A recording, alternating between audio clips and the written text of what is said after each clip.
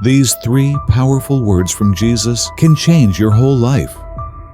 In this video, we'll explore the powerful message Jesus shared and what it means for your struggles, your healing, and your wins.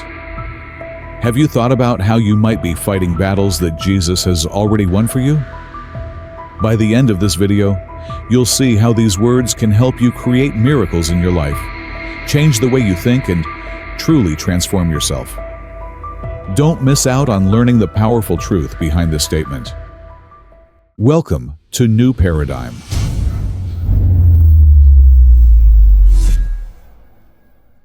There's something Jesus said that's just 3 words long. On the surface, they sound simple, but underneath them lies a spiritual law so potent, it has the power to bend your reality. Yet, most people who claim to follow Jesus either overlook it or completely misunderstand what he meant. And here's where it gets uncomfortable: some of the problems you're still battling. According to Jesus, you shouldn't be.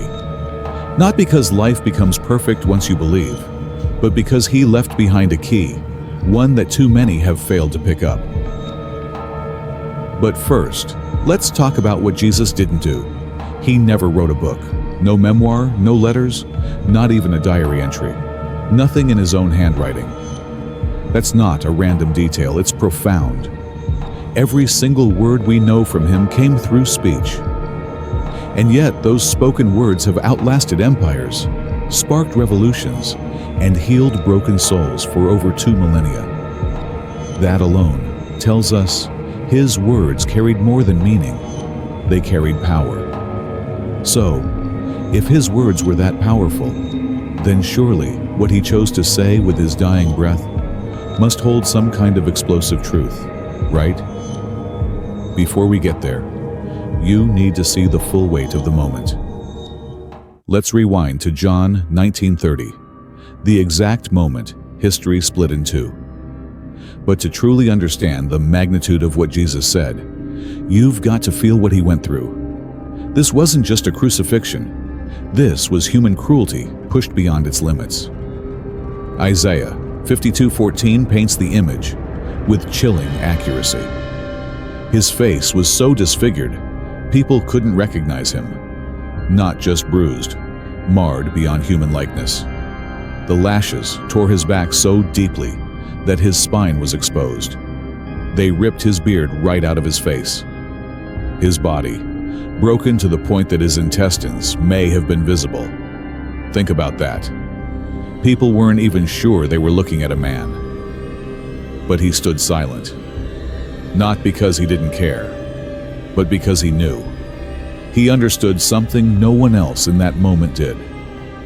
When the people shouted for Barabbas, the criminal, to be freed instead of him, it wasn't just a political choice. It was a spiritual trade. Jesus knew he was about to absorb the full weight of humanity's darkest sins, deepest pain, and endless struggle. And he did it with open eyes, no fight, no resistance. He stood in full surrender, fully aware of the divine law being fulfilled. And then he spoke. "It is finished." That's it, just 3 words. But they weren't a whimper of defeat. They were a declaration, a cosmic verdict. And if you only hear those words as a conclusion to his life, you're missing their real purpose. This wasn't just about his mission being complete. This was about your struggle being over. The spiritual law he revealed in that moment is what so many believers miss. He wasn't just announcing his work was done. He was unlocking a divine principle that most people never learn to apply. Let me put it this way. If you're still wrestling with anxiety that won't let up, if your finances are drowning you, if your relationships are breaking faster than you can mend them, then you need to hear this. You're fighting a battle that Jesus already won. And that's the twist. You keep asking God to do something, while heaven's been waiting for you to receive what's already been done. Here's the shift, and it's going to challenge how you see your life. Stop trying to fix it. You weren't designed to carry that weight.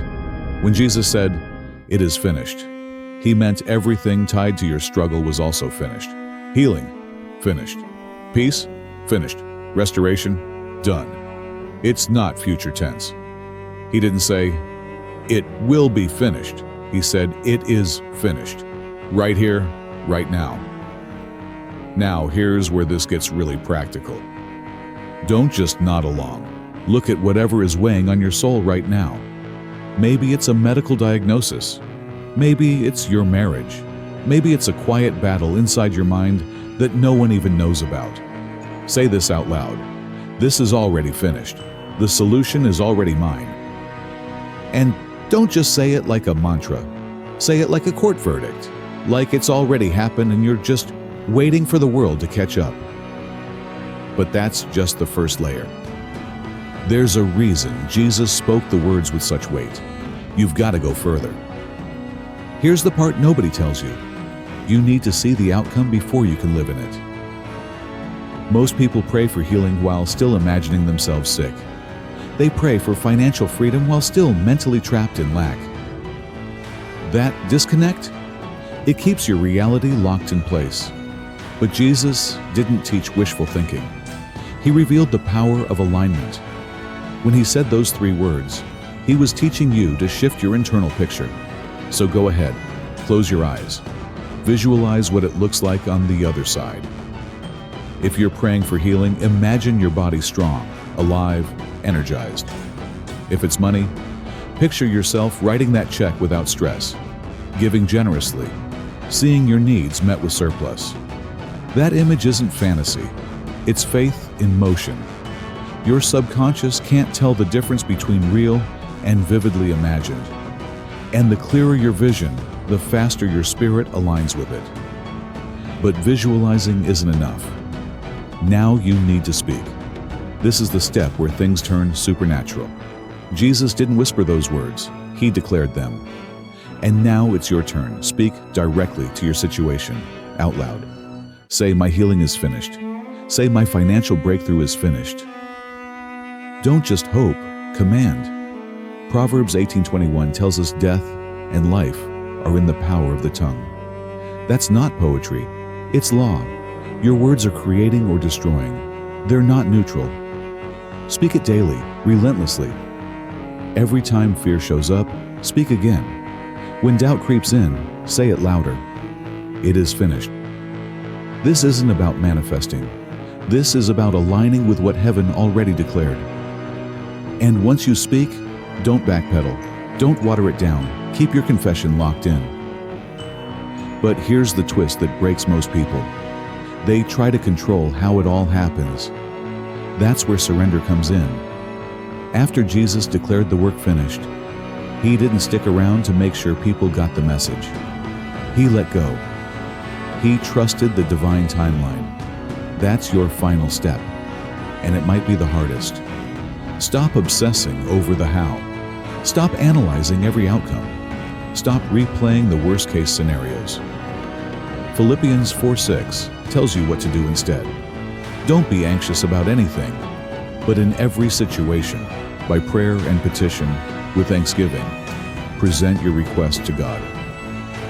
Thanksgiving isn't just polite, it's a weapon. When you give thanks before you see the result, you're declaring, "I trust you already did it."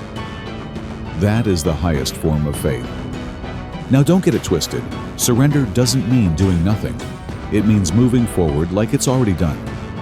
If you declared healing, start making choices like a healed person. If you declared financial restoration, start managing what you have with wisdom. Let your actions show that you believe the battle is over. And here's what very few will dare to challenge you with. If you truly believe Jesus finished the work, why are you still living like it's up to you?